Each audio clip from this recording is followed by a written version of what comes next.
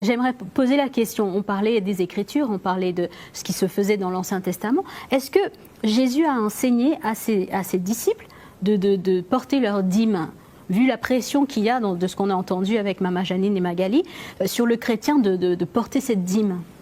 Écoute, je crois que ce serait très bon de pouvoir aller depuis le début, à l'origine. Très bien, oui. Nous savons que le premier cas de dîme, c'est Abraham, qui a voulu, de son choix, porter une dîme à Melchisedec qu'il avait béni. Tout à fait.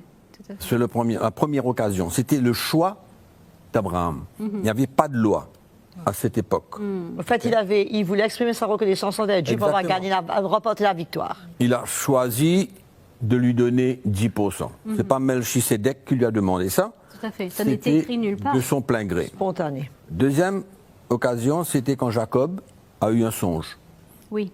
Et que l'Éternel lui a dit, ah ben, je suis le Dieu d'Abraham, etc. Et la terre sur laquelle tu te couches, je te la donne, à toi et à ta postérité. Wow. Et là, Jacob a réalisé la présence de Dieu dans ce lieu. Il a dit maintenant, si Dieu est avec moi, si Dieu me donne des habits pour me vêtir, s'il me donne du pain pour manger, et si je retourne chez mon père en sécurité, ben, je lui donnerai la dîme de tout ce qu'il me donne. Donc c'était encore une fois le choix de Jacob, ce n'était pas une loi. Volontaire. La première mention de la dîme comme une loi se trouve dans le livre de Lévitique. Là, c'était la loi sous le sacerdoce lévitique, où il fallait porter la dîme de son troupeau, la dîme de tout ce qui pousse, etc. Oui. C'est la première fois. Maintenant, il y a eu bien sûr tout le contexte de l'Ancienne Alliance, etc.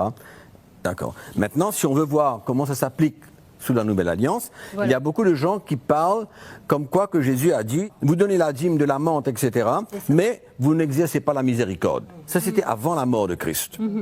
D'accord. La loi existait toujours, sous le sacerdoce lévitique, elle était en vigueur, c'était une loi pour les Juifs, d'accord. Et donc, Jésus leur parle, parle aux pharisiens, etc. Et là, donc, c'est la seule mention de Jésus vis-à-vis de la dîme, avant même la croix. Maintenant, en ce qui concerne la croix et après la croix, c'est très intéressant, parce que, encore une fois, ça m'étonne que les gens ne lisent pas la Bible comme il le faut. Dans l'Épître aux Hébreux, au chapitre 7, il est absolument clair. Je vais lire. Si donc la perfection avait été possible sur le sacerdoce, par le sacerdoce lévitique, car c'est sur ce sacerdoce que repose la loi donnée au peuple. Donc, le sacerdoce lévitique contenait toute la loi que Dieu avait donnée au peuple sous l'Ancienne Alliance. Donc, si la perfection avait été possible par ce sacerdoce, était-il encore nécessaire qu'il paraisse un autre sacrificateur selon l'ordre de Melchisedec et non selon l'ordre d'Aaron? Donc, nous savons très bien que nous vivons aujourd'hui, non pas sous le sacerdoce lévitique, mais sous le sacerdoce, selon l'ordre de Melchisedec, qui représente Christ. Donc, cela est venu remplacer le sacerdoce lévitique. Exactement. Donc, aujourd'hui, le sacerdoce lévitique n'existe plus. Donc, il y a une abolition. Parce que le sacrificateur n'est plus ni Aaron, ni ses fils. Mais il y a un seul souverain sacrificateur qui est Christ. Et qui n'est pas de sa tribu. Et qui n'est pas de la tribu de Lévi, mais qui vient de la tribu de Juda. D'accord? Donc, le sacerdoce lévitique n'existe plus.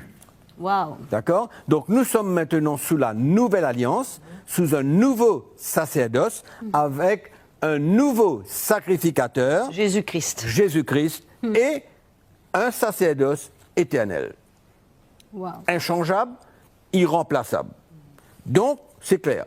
D'où ce qu'on vient pour retirer maintenant qu'il faut aller puiser dans le sacerdoce lévitique pour appliquer une loi sous la nouvelle alliance, c'est aberrant. Je pense qu'aujourd'hui, il y a beaucoup qui se servent de cette loi pour s'enrichir,